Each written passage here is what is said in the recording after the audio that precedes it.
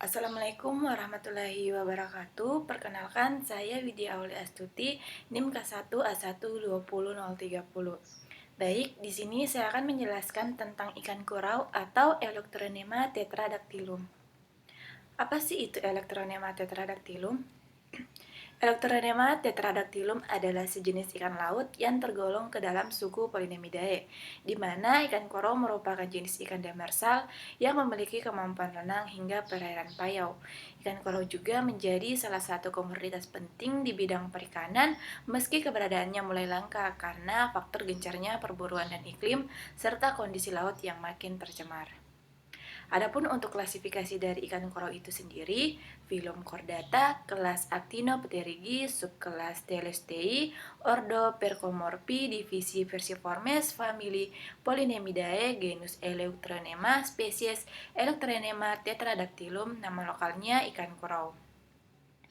Bagaimana sih morfologi dari ikan korau itu sendiri?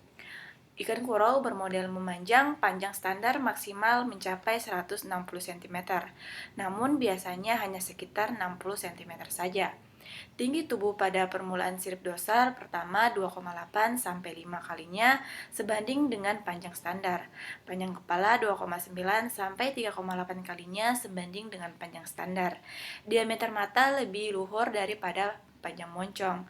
Sirip dorsal pertama dengan 8 jari-jari keras, sirip dorsal kedua dengan 1 jari-jari keras dan 12 sampai 15. Rata-ratanya 14. Jari-jari lunak, sirip dada terletak di bawah garis median dengan 15 sampai 19, biasanya 17. Jari-jari lunak tak bercabang dan 4 jumbai pendek serupa cambuk. Jumbai ketiga atau keempat merupakan yang terpanjang mencapai pertengahan atau bahkan ujung sirip perut. Sisik-sisik dengan gurat sisi berjumlah 59 sampai 91, biasanya 77, kepala dan punggung biru atau hijau keperakan, perut putih keperakan atau kekuningan, pipi keemasan, sirip-sirip berwarna kelabu, kadang-kadang terseraput kuning atau jingga dengan tepi kehitaman, jumlah sirip dada berwarna putih atau krem. Bagaimana sih habitat dari ikan korau itu sendiri? Habitat alamiah ikan korau adalah perairan lumpur berpasir sampai kedalaman 33 meter. Tak hanya itu, ikan korau juga mengunjungi perairan terbuka yang dangkal dengan dasar berpasir, berlumpur atau tanah liat, jarang berkeliaran di sekitar terumbu karang. Nah, bagaimana penyebaran dari ikan korau itu sendiri? Penyebaran ikan kora itu adalah di perairan tropis antara 26 derajat lintang utara sampai 29 derajat lintang selatan, mulai dari Teluk Persia, Samudra Hindia, Indo-Pasifik, Barat sampai perairan Australia Utara. Adapun penyebarannya di Indonesia meliputi Sumatera, Jawa, Sulawesi, dan Kalimantan. Bagaimana sih pola adaptasi dari ikan korau itu sendiri? Nah, ikan kurau tergolong ke dalam ikan hermafrodit protandri yang dicirikan pada saat ikan kurau kecil atau remaja berjenis kelamin jantan dan hidup di daerah payau. Sedangkan saat dewasa, ikan kurau berkelamin betina dan hidup di perairan laut. Tetapi di saat musim dingin, ikan kurau bisa berupaya sampai masuk ke daerah perairan sungai. Kisaran suhu perairan tempat tumbuh ikan kurau antara 22 derajat sampai 30 derajat dengan kisaran salinitas yang relatif rendah antara 27 sampai 39 per mil. Ikan korau sering berenang soliter ataupun secara berpasangan, dan sekali-kali ada juga bergelombol namun jarang terjadi. Nah, bagaimana pola reproduksi dari ikan korau itu sendiri?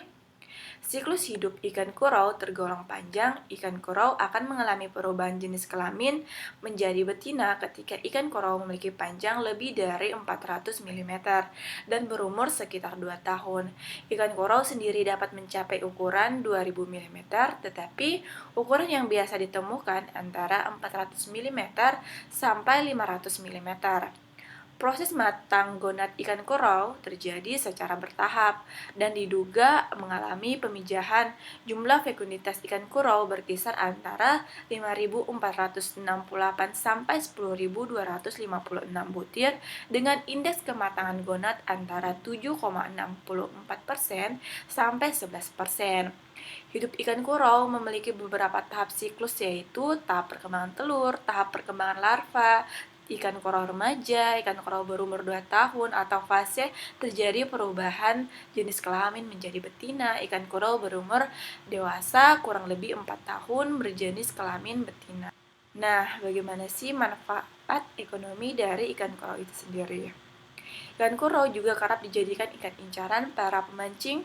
Ikan kurau memiliki nilai ekonomis yang tinggi di pasaran sehingga menjadi sasaran tangkap utama bagi para nelayan.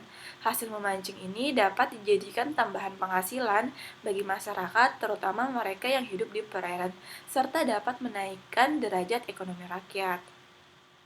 Nah, adapun untuk nilai gizi dari ikan koro itu sendiri atau Electronema tetradactylum, selain rasanya yang enak, ikan koro juga mengandung beragam nutrisi yang bermanfaat bagi kesehatan seperti jenis ikan lainnya. Daging ikan koro juga mengandung omega 3 yang sangat baik untuk perkembangan otak. Kemudian dalam masa pertumbuhan, selain itu ikan koro juga mengandung protein 16 gram, lemak 2,2 gram, fosfor 136 mg, kalsium 75 mg, zat besi 1 mg, serta vitamin A, C, D, dan B1. Mungkin itu saja penjelasan tentang ikan korau atau Electronema tetradactylum. Lebih dan kurangnya mohon dimaafkan. Wabillahi taufiq wa hidayah. Wassalamualaikum warahmatullahi wabarakatuh. Terima kasih.